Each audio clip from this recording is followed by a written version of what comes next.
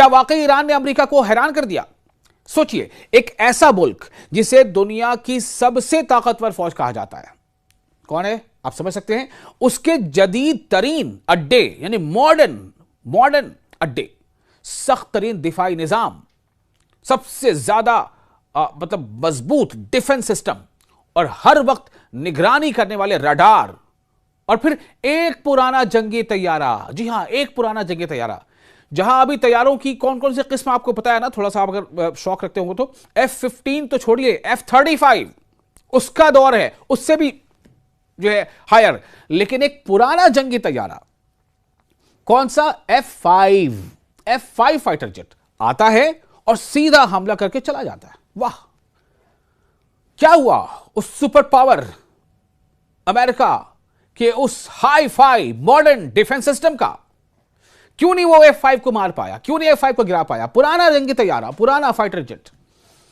यही दावा एक रिपोर्ट में किया गया है। और ये फाइटर जेट कहां से आया, किसका था? बिल्कुल सही समझा आपने, ईरान का फाइटर जेट F-5, जबकि दौर चल रहा है F-35 का।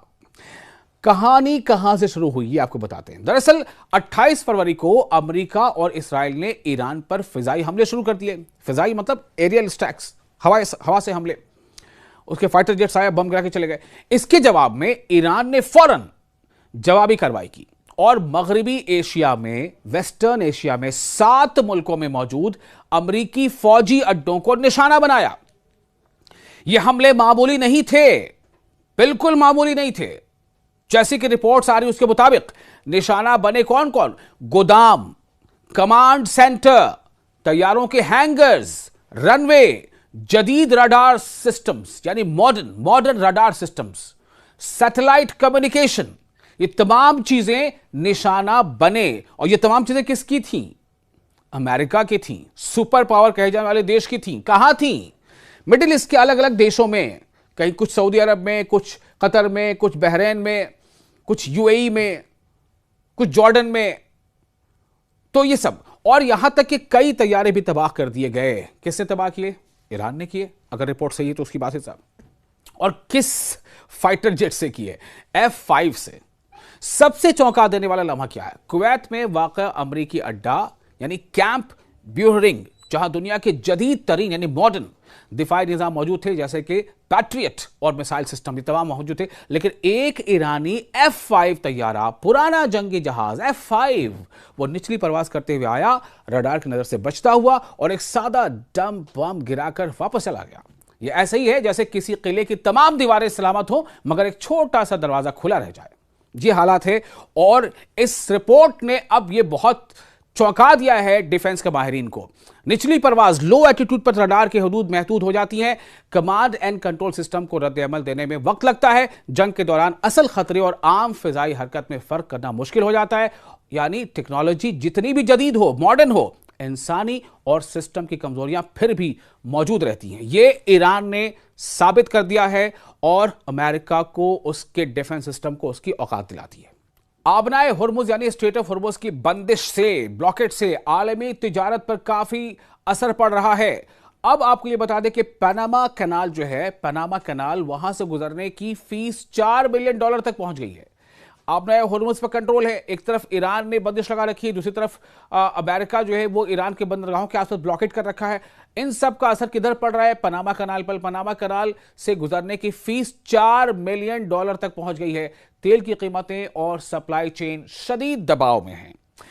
यह खबर आलमी तिजारत यानी वर्ल्ड लेवल पर जो ट्रेड है उसके लिए और एनर्जी के लिए, तवानाई के लिए और समंदरी रास्तों के बारे में एक अहम तब्दीली को बयां करती है, जो आपको बताने जा रहे हैं। तो आपको यह हम बता दें कि बुनियादी मसला दरअसल है क्या? दुनिया की एक निहायत अहम समंदरी गुजरगाह यानी स्ट्रेट, जिसका पूरा नाम है स्ट्रेट ऑफ हॉर्मुज, इस वक्त तकरीबन बंद हो चुकी है या गैर महफूज हो गई है। कोई भी देश वहां से अपनी शिप को गुजारना नहीं चाहता, चूंकि ईरान ने स्ट्रेट ऑफ हॉर्मुज पर अपना कंट्रोल बरकरार रखा हुआ है। और दूसरी तरफ अमेरिका ने क्या किया है कि ईरान के पोर्ट्स से कुछ दूरी पर अपनी ब्लॉकेट लगा रखी है। तो बहरहाल ये जो स्ट्रेट ऑफ हॉर्मुज है, ये रास्ता मशरिक़ वस्ता से तेल की तरसील यानी तेल को वहां से गुजरने के लिए एक बहुत ही अहम रास्ता है। जब यहां खतरा बढ़ता है, जैसे जंग, मिसाइल हमले या कशीदगी, यानी तनाव, तो जहाज़ों के लिए गुजरना मुश्किल हो जाता है। इसका असर कहाँ पड़ा और कैसे पड़ता है? जब कंपनियां इस खतरनाक रास्ते से बचने लगीं, यानी कंपनियों को डर लगने लगा कि हो सकता है कि वहां पर हमले हो जाएं और उनके साथ हादसा पेश आ जाए, बड़ा नुकसान हो जाए, तो इस डर के बाद उन्होंने मुतबादिल यानी ऑल्टरनेट रास्ते अपनाए। इनमें सबसे अहम है पनामा कनाल। क्या है? Panama canal. यह कनाल बहरे ओकियानूस और बहरुल काहिल को मिलाती है और आम हालात में भी मसरूफ रहती है। आम दिनों में भी ये काफी मसरूफ रहती है, बिजी रहता है इसका ट्रेन। अब इसकी पनामा कनाल की जो फीस है वो काफी बढ़ गई है। आमतौर पर कैनाल से गुजरने की फीस 3 से 4 लाख डॉलर, तरजीही गुजरने की इजाफी फीस तकरीबन 3 लाख डॉलर। अब आप सोचिए कि आमतौर से फीस क्या है? 3 से 4 लाख डॉलर वहां से आप यानी पनामा कनाल से अपने जहाज़ों गुजारने का। लेकिन अगर आप चाहते हैं कि हमें जल्दी या हमें पहले या हमें जो एक चेन बनी हुई है या जो सीरीज़ बनी हुई है या जो कहते हैं ना कि लाइन बनी हुई है, तो लाइन में चूंकि हम काफ़ी पीछे हैं तो हम चाहते हैं कि थोड़ा हमें तरजीह मिल जाए, थोड़ा हम जल्दी गुजार लें, तो उसके लिए आपको इजाफी फ़ीस देनी पड़ रही। वो क्या है? तरजीही गुजरने की इजाफी फ़ीस है तकरीबन 3 लाख डॉलर, यानी कि लगभग दोगुनी हो गई ना। 3 से 4 लाख डॉलर तो आपको ऐसे ही चाहिए, और अगर आप चाहते हैं कि आपको थोड़ा जल्दी जो है गुजार दिया जाए उस रास्ते से, तो फिर आपको इजाफी 3 लाख डॉलर देना पड़ता है अलग से। अब सूरत हाल बदल गई है। कुछ कंपनियों ने जल्दी गुजरने के लिए 3 से 4 मिलियन डॉलर, 3 से 4 मिलियन डॉलर यानी 40 लाख डॉलर तक अदा किए। समझ आई बात? जहां 3 से 4 लाख डॉलर 3 से 4 लाख मिलियन डॉलर का खर्च होता था पनामा कनाल से अपने शिप को गुजारने में, अभी क्या हो रहा है? अगर आप बहुत जल्दबाजी में हैं, आपको बहुत अर्जेंसी है, तो आपको कुछ कंपनियों ने कितने तक अदा किए हैं? 3 से 4 मिलियन डॉलर, यानी मिलियन मतलब 10 लाख होता है, तो 3 मिलियन मतलब 30 लाख, 4 मिलियन मतलब 40 लाख, तो 40 लाख डॉलर तक अदा करना पड़ा है। क्या वजह है? ताखीर बर्दाश्त नहीं है। मान लीजिए किसी देश का जहाज या कंटेनर वहां फंसा हुआ है, अब उस देश में वहां तेल पहुंचना है, और वहां देश के अंदर हालात इतने गैर हो रहे हैं कि बस 2 दिन 4 दिन से ज्यादा या 5 से ज्यादा इंतजार नहीं हो सकता। और यहां पर अगर आप लाइन से जाएंगे तो पता चला आपके जहाज को वहां से गुजरने और फिर आपके देश तक पहुंचने में 12, 15, 20 दिन लग सकते हैं। तो आप क्या करेंगे?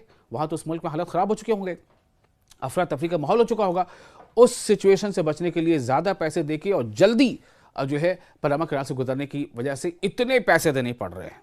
लगभग जहां 3 से 4 लाख मिलियन डॉलर देना पड़ता था, वहीं कुछ कंपनियों ने कितने अदा किए? 30 से 40 लाख डॉलर। तो ताखिर बर्दाश्त नहीं की जा सकती है, इसलिए खासतौर पर तेल की तरसील में इसमें वक्त लग रहा है और पैसे लग रहे हैं। यानी अगर कोई कंपनी इंतजार नहीं करना चाहती तो वो नीलामी यानी ऑक्शन में ज्यादा कीमत देकर फौरन गुजर जाती है। कीमत दीजिए, पैसे दीजिए और गुजर जाइए। अब सवाल पैदा यह होता है कि आगे क्या हो सकता है? यूरोप जाने वाला तेल का जहाज रास्ता बदलकर सिंगापुर भेजा गया क्योंकि वहां ईंधन की कमी हो रही थी। इस जल्दी के बायस कंपनी ने 4 मिलियन डॉलर इजाफी फीस अदा की। अब वर्ल्ड इकोनॉमी पर इसका असर क्या पड़ रहा है? यह सूरत हाल सिर्फ एक कैनाल तक महदूद नहीं है, बल्कि पूरी दुनिया को मुतासिर कर रही है। सप्लाई चेन इससे मुतासिर हो रही है। सामान का ट्रांसपोर्टेशन और उसके सस्ते महंगे होने का सब कुछ इसी पर दारोमदार है। तेल की कीमतें बढ़ गई हैं। अब जो मौजूदा रेट अभी सामने आ रही है वो क्या है? 107 डॉलर फी बैरल से ऊपर, जबकि ईरान के साथ जंग शुरू होने से पहले ये 90 या उससे कम थी। सोचिए आप, 85, 87, 88, 90 से कम फी जो है डॉलर था, फी बैरल था। अभी कितना हो गया? 107 डॉलर फी बैरल। तो कारोबारी लागत में काफ़ी इजाफा हुआ है, जिसके नतीजे में कई मुल्कों में महंगाई जो है वो एक बहुत बड़ी मुश्किल और बहुत बड़ा मसला बनकर सामने आ गया है। इंटरनेशनल एनर्जी एजेंसी के मुताबिक रोजाना तकरीबन 13 मिलियन बैरल तेल मार्केट से गायब हो गया। इसे तारीख का सबसे बड़ा तवानाई खतरा कहा जा रहा है। सियासी और सिक्योरिटी पहल क्या है इसको लेकर के? पनामा ने इल्जाम लगाया है कि ईरान ने एक जहाज को जबरदस्ती कब्जे में लिया, जिससे समुद्री सिक्योरिटी पर सवालात उठे हैं। और यह सब कशीदगी यूनाइटेड स्टेट्स और ईरान के दरमियान बढ़ते तनाज़े से जुड़ी हुई है। तमाम जो हालात हैं वो ईरान पर जो अमेरिका ने अटैक किया 28 फरवरी को, उसके बाद से तमाम हालात इस तरह से बिगड़ते चले जा रहे हैं।